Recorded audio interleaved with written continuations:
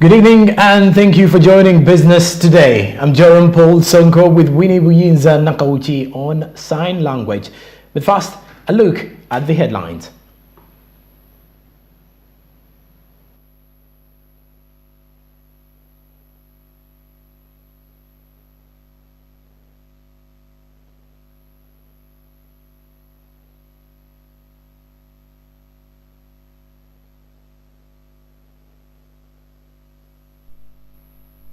All right, now we start with Uganda's public debt, as the State Minister for Planning, Amos Lugolobi, has revealed that borrowing during the COVID-19 pandemic has hit hard the economy, with an increase in public debt to a tune of 54% to gross domestic product.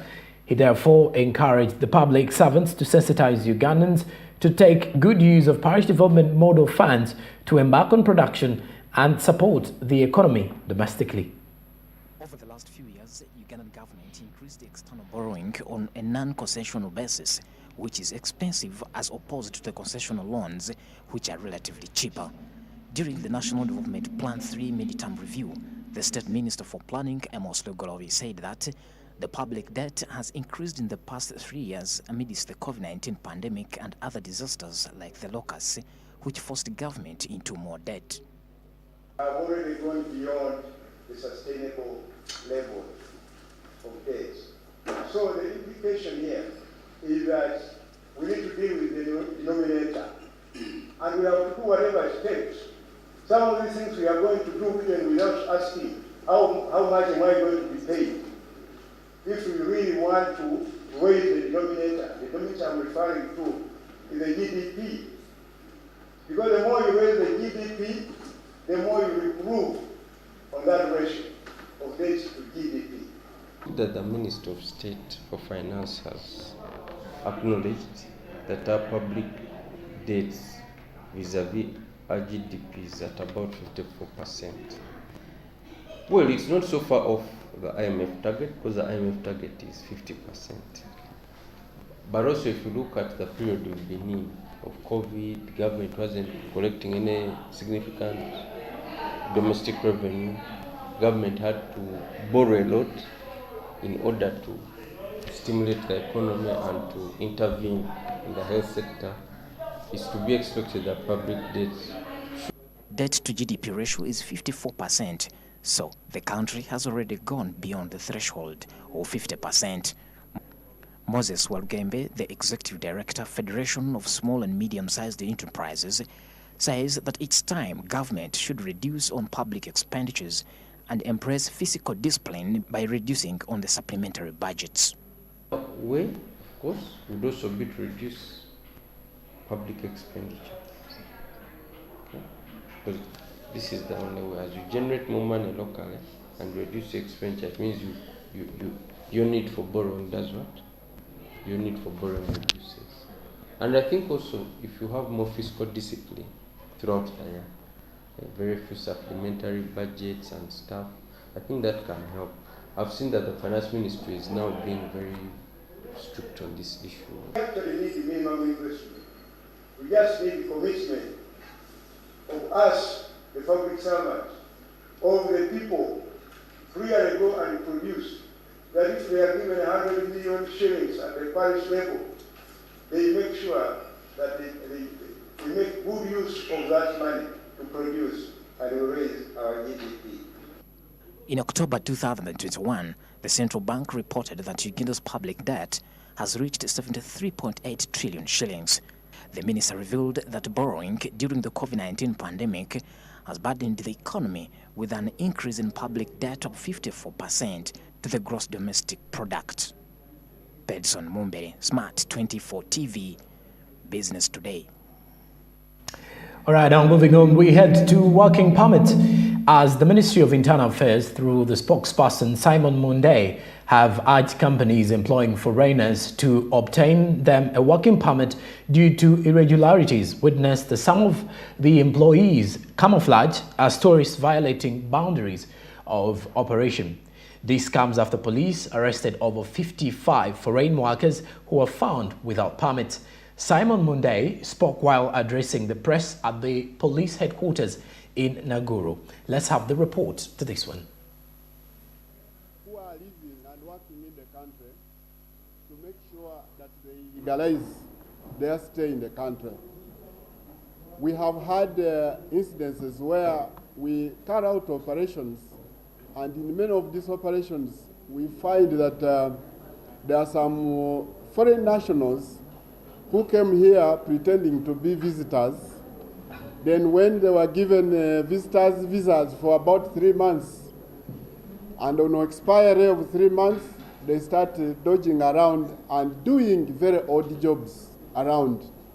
Last week, our operations tried to move around, and we netted again over 55 foreign nationals who are living and working here illegally. And once again, these ones are going to be deported out of the country like we do. We do these deportations and removals every other day. For as soon as we get somebody living here illegally, we shall always remove such people out of the country.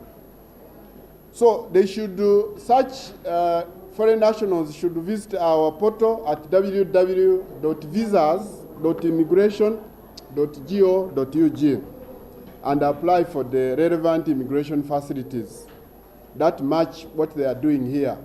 If you are given a permit of, for example, operating a shop or a wholesale shop, you shouldn't be seen in Owino Market selling greens.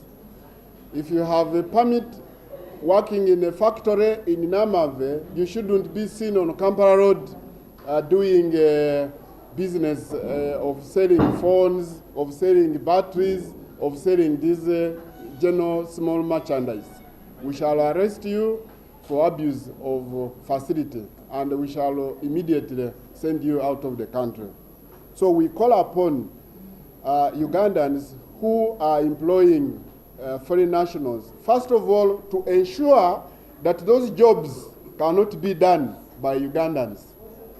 For you to be able to get a permit, you have to convince us that the jobs you are giving foreign nationals cannot be done by Ugandans. In other words, they should be having very unique experience and qualifications for you to be able to get that permit and work here. Otherwise, we land on you without a relevant permit, we shall immediately send you back to your home country. All right. Now we move on to the next report regarding the Bank of Uganda's strategic plan for 2022 to 2027. Following the launch of the Bank of Uganda strategic plan for 2022-2027, the Bank of Uganda has committed to closely monitor the financial system as well as engage key stakeholders to elicit their feedback, strengthen public trust, and proactively adjust its strategic plan to accommodate relevant innovations and emerging forces for optimal delivery of the vital public goods of price and financial stability. Let's get the details. Following the launch of the Bank of Uganda Strategic Plan 2022-2027, State Minister for Finance Planning and Economic Development, Henry Musasizi, said that this plan should change the mission in the financial system. to support social transformation and dealing with cybersecurity, consumer protection, among others. Financial institutions are a market segment of 14.1 million Ugandans, which ideally is a huge financial market to tap into by the financial institutions. Almost half, 48%, that is 8.8 million, of the adult population rely mainly on farming activities for money. Been relentlessly appealing for the capitalization of the agricultural credit facility and working with the Ministry of Finance, Planning and Economic Development to enhance the effectiveness of the Small Business Recovery Fund. You have our full support because we are shooting in the same goal. With the Vision 2040 and the National Development Plan 3, because all ministries, departments and agencies of government must speak the same language of the socio-economic transformation of Uganda. The incorporation of emerging issues such as cybersecurity, fourth industrial revolution, technologies, climate change, greening the economy, and consumer protection, among others, is not only wise but unavoidable if you are to maintain relevance in today's world and in the future. Fortunately, the bank can be guided by government policies such as cybersecurity policy and the fourth industrial revolution strategy as you develop your own strategic framework. Bank of Uganda aims at providing financial literacy to all Ugandans in order to improve their economic and investment decision-making through engaging more than 150 stakeholders that include government bodies, banks, media, consumer organizations, private sector associations, and non-government organizations. According to the Permanent Secretary and the Treasury of the Ministry of Finance and Economic Development, Ramadhan Govi, said that this strategic plan should be aligned with the National Development Plan of the Vision 2040 through creating jobs and sustainable stability. That is a strategic plan which is fully aligned to our national development agenda, a strategic plan which is making now Bank of Uganda are fully cognizant of the fact that for us to sustain the macroeconomic stability, we need to anchor that stability on the number one, the ability of this economy to create jobs, productive jobs. The ability of the economy to raise the real incomes of the population. The ability of the economy to ensure that the real economy is sound and healthy. And to ensure that the cost of living is anchored not just in a managing demand through certain manipulations, but by ensuring that this cost of living is anchored on people's ability. The Deputy Governor of Bank of Uganda, Dr. Michael Igo, reveals that the central bank will focus on digital currency, adopting technology, and improving on performance of the management compared to 2017 and 2022. 2022 to 2027 includes a progressive approach to emerging issues such as central bank digital currencies, sustainability of the financial system, climate risks, integrated reporting, big data, artificial intelligence, and machine learning, cybersecurity, as well as the adoption of technology in supervision and regulation, which is commonly known as SupTech and RegTech, among others. Samuel Chirimonda, Smart 24 TV, driving business. Now, farmer groups in Karenga and Bugweri are the latest beneficiaries of government instructor scheme to large-scale farmers across the country. The Agriculture Minister, Frank Tumwebaze, early this month delivered agricultural equipment to Chankwanza district and promised that the government was determined to help large-scale farmers with inputs that would help them increase production. Naime Mutumba has the story. Earlier today in Kampala, the Ministry of Agriculture, Animal Industry and Fisheries, in a plan to mechanize the agriculture sector, delivered tractors to different farmer groups of Karenga in Karamoja and Bugweri to improve on production capacity. The second part of that strategy is to give large-scale farmers, enable large-scale farmers, or groups of small-scale farmers, appropriate mechanization or technologies to enable them scale up their production. These tractors are part of that strategy. We are giving these tractors so that we can help people, because a tractor can plow 2.5 acres per hour. Frank Tumwebaze, the State Minister for Agriculture, indicated that mechanism increases agriculture production. He further stated that 34.4% of land is utilized where 65.6% is still redundant, and this can be resolved through improved mechanization. Not talk of increasing production when we don't mechanize. There's no question. We have to increase production by increasing and improving the means of tillage and by covering a bigger ground. I have been saying this repeatedly. God gave us a reasonable part of our land in form of being arable, but only 34.4% for all these years is the land, is the part of the arable land we've been able to use to produce food. The remaining 65.6 is there.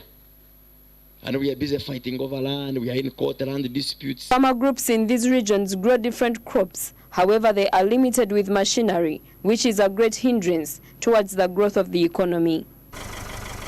The challenges was the tools for production, which we had a big problem because we used to use traditional tools of production. That means annual. We used to use maybe oxen and other things, which the production was not, compared to the number of land open, was not equivalent to what we needed. But when we are given this equipment, that will help us till land, arrow, and prepare land very well. We shall be able to increase the acreage and also improve the quality and the quantity of food produced for the family. So this is very, very good for them to do. Other one going 1 acre, you dig for 1 week, 1 month, digging 1 acre only. But this one you can be able to till enough land to produce enough food. Or this equipment, which it is providing to the people of Bugweri, or Busoga for that matter. As you know, Bugweri is purely an agricultural constituency. We do a lot of rice, we do a lot of beans, we do a lot of maize and so on. And we are moving away from the rudimentary whole agriculture. If the minister can organize for us and get us an equipment to enhance production and then also to till the land. You know, using a hand hoe to till land for a family is very tedious. But if you have an equipment like this, you know that you'll increase production. In June, Frank Tumwebaze traversed Toro sub-region on the progress of implementation of government projects, during which he commissioned and handed over agricultural equipment to farmers under the Agro-Industrialization for Local Economic Development Program. The 100 billion program was a presidential initiative piloted in different districts of the country. Agriculture is the backbone of Uganda's economy, and with the improved mechanization, there will be more crop production in the country. Naomi Mtumba, Business Today, Smart 24. All right, now as we're aiming for economic recovery, we take our eyes to economic transformation in the country.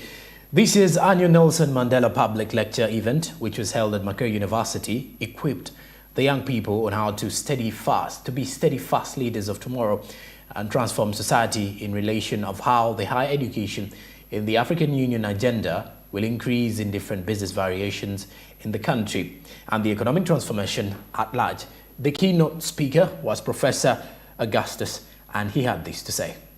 Countries should not think in silo, should not have a silo mentality. You know, most of our countries, most of our societies have got a silo mentality. A silo mentality means you want self-preservation. You want to think about you, yourself, your family. And this is what killing most of these African countries. This is what is killing us in Uganda. So you have people who are thinking about themselves. It is me. This silo mentality, without considering the others, is something that cannot build a country. So when you are doing business, we are talking about economic management, economic emancipation, talking about business, enterprise development. How are you going to do business? And you are not getting customers. Because the customers, if you're Muchiga, customers are the Batoro, are the Acholis, are the Langis, are the Bagisu. Everybody is your customer. So when you talk about business, when we are talking about business enterprise development, we are talking about Ugandans as our customers. We want Ugandans to have aggregate demand. We want all Ugandans to have income. We want all Ugandans to have money, and you have businesses. And once you do that, you cannot think about these parochialisms of ethnicity. This one is a Muchiga, this one is a Munyankoli, this one is an Acholi. How can that come about? Now, they might not be there if our system does not create opportunities for them to be there. And that's what we are arguing, that development should not just be looking at the current. And so when we look at the current challenges we are having, they are certainly a result of certain unfair decisions and the policies that we possibly did 15, 10, or even 20 years ago. So correcting the current is not going to be a quick fix. But as we correct the current or struggle with the current, we must make sure the future is being given the right foundations. And one of those is going to be education, one of those is going to be equitable growth, one of those is going to be being mindful of everybody else, and self-sacrifice really, in some cases, because we're told Mandela's approach to life was not to always look back with regret, but always look forward and inspire. People need inspiration, people don't need to be castigated, and these are some of the things that we need to bring into our equation of growth. All right, now with that, we do take a commercial break. When we do return, we have more from Business Today. Stick around.